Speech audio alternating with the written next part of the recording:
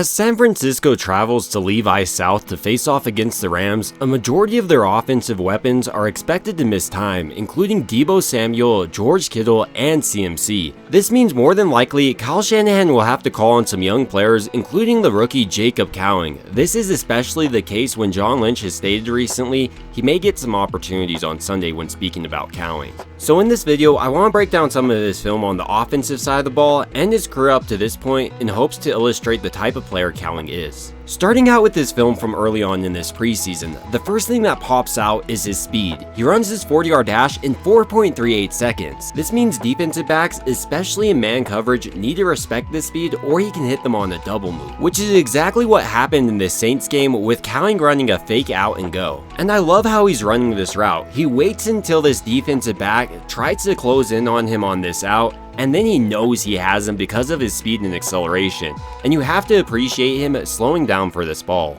But because defensive backs need to respect him vertically, they'll often give up underneath plays. On this slant, for instance, Cowing does a stutter step and breaks hard outside, getting this defensive back to turn his shoulders, which gives him enough separation to come back on the slant. And with the ball being placed slightly behind him, he shows off good body control, slowing down and turning back to this. Now on this 3rd and 6, Cowing is just running a simple out. But on this play, you can really tell how fearful this DB is of Cowing getting vertically on him. He's giving him tons of separation, and then Cowing has an excellent break out of his route, so he has no chance to actually break this up. And while a lot of speedsters have terrible hands, Cowing excels with his hand-eye coordination, especially on this touchdown grab. But prior to making that grab, I love his route. He fakes this corner out like he's going on a corner route before coming back hard on this post. And in a similar way on this crossing route, Cowing once again is able to demonstrate his great hands, going up and attacking this ball in the air despite going over the middle of the field. Alongside his speed and great hands, Cowing has some truly remarkable elusiveness.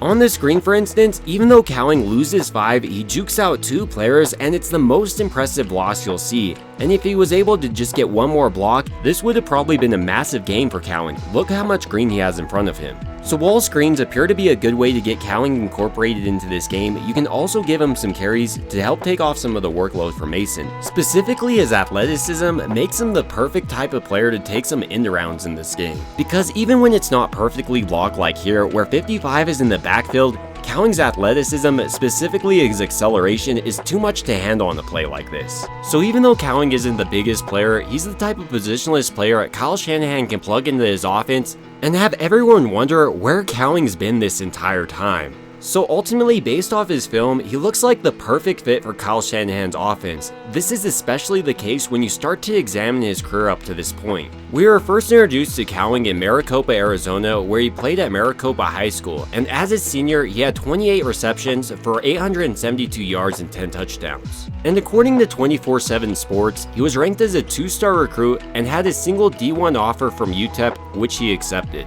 And it took Cowing no time to be the Miners' most productive receiver. As a freshman, he caught 31 passes and had a team-high 550 receiving yards and 3 touchdowns. As a sophomore, he was named 2nd team All-Conference USA after leading the Miners once again with 41 receptions, 691 receiving yards, and 3 touchdowns. His best year for UTEP though came as a sophomore, where he was 1st team All-Conference USA selection after catching 69 passes for 1,354 yards and 7 touchdowns this year. After this breakout season, Cowing decided to enter the NCAA transfer portal, and he was re-ranked as a 4-star recruit according to 24/7 Sports. After weighing his options, he decided to move closer to home, transferring to Arizona. And as a senior, he was an honorable mention All Pac-12 Conference player after he led the team with a school record 13 receiving touchdowns. To go along with that, he had 90 receptions and 848 yards on the year. So after 4 years starting, Cowing did decide to enter the NFL draft, and at the combine, he came in at 5'8", weighing 168 pounds. But even though he's not the biggest receiver, he put on a show, running his 40-yard dash in 4.38 seconds and his 10-yard split in 1.54 seconds. But in large part, due to concerns about his size, Cowing did fall to San Francisco in round 4 with pick 35. And now in week 3, as injuries continue to stack up for San Francisco, Cowing has the opportunity to prove he belongs in the NFL despite his smaller stature. And I do think he's going to have a ton of success in Kyle Shanahan's offense in a similar way Tank Dell did last year for the Houston Texans. But ultimately, these are just my thoughts on how San Francisco may attempt to cope with the loss of so many weapons, and I'd like to hear your thoughts down below. It would also mean a ton to me if you could like and subscribe, and as always, I hope you guys have a great rest of your day.